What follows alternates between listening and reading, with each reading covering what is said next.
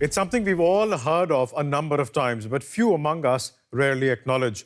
Inequality is increasing around the world, but it's mostly coming at the cost of women and girls. That's the message in a report on inequality from the charity Oxfam. The report highlights, for instance, the amount of unpaid work women and girls do around the world. 12.5 billion hours spent each day cooking, cleaning and looking after children and the elderly.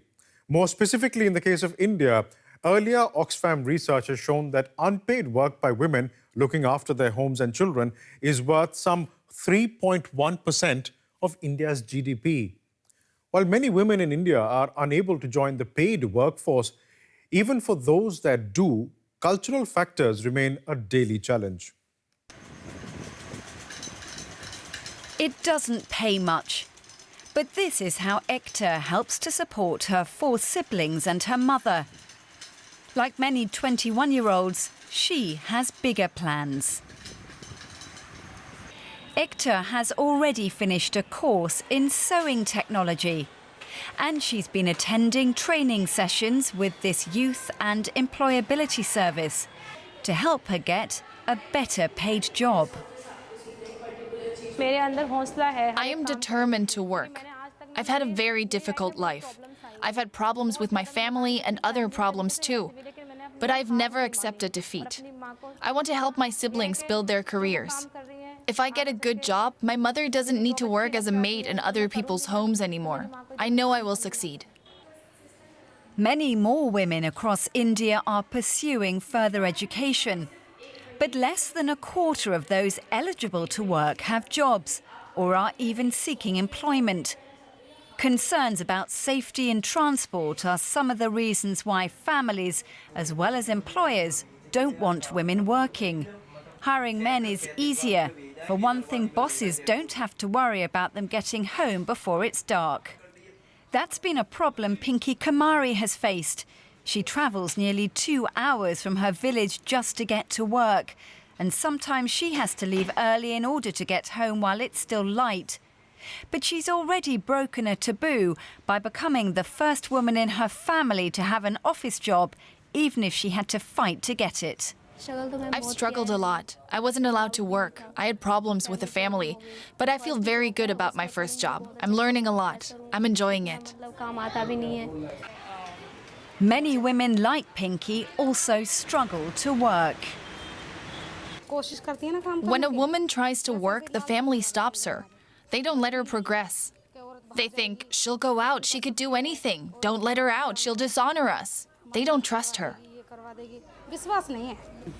We worry about their safety when they go places. Will they return safely? Will someone harass them on the way? Will they be in danger? We have to worry about all these things. So many barriers for women, including Ekta. But still, they persevere.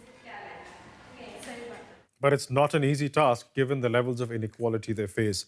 It's also a theme that is set to be discussed by world leaders at the World Economic Forum in Davos that gets underway on Tuesday.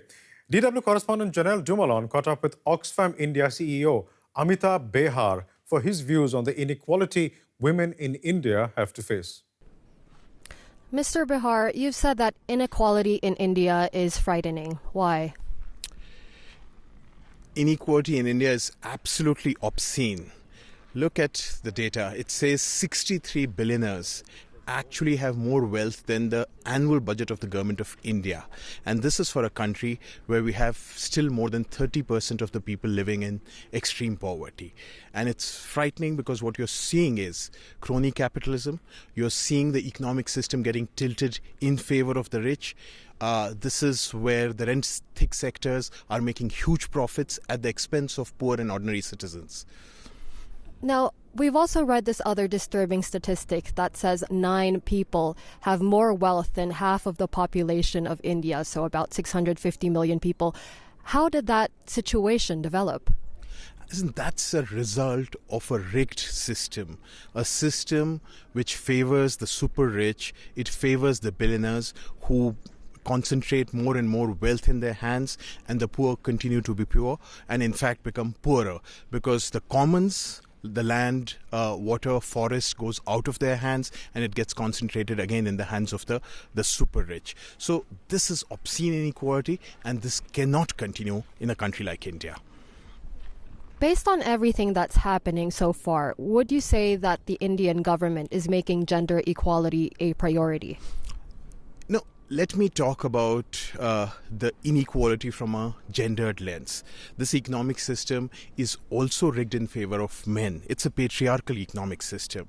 Let me tell you a story of a person called Buchu Devi. She lives in the state of Behar. She wakes up at 3 a.m., goes 3 kilometers away from her house to get water for her household, comes back, goes and collects fodder for the household, does cleaning, washing, taking care of the children, then goes and works at a construction site where she's underpaid. She comes back and again takes care of the entire family. She works 17 hours a day. And contrast this with the billionaires that we have talked of, or the super rich lifestyle that we see with their private jets, super yachts. That's the level of inequality, and the government has taken actually no steps in trying to address this gender inequality.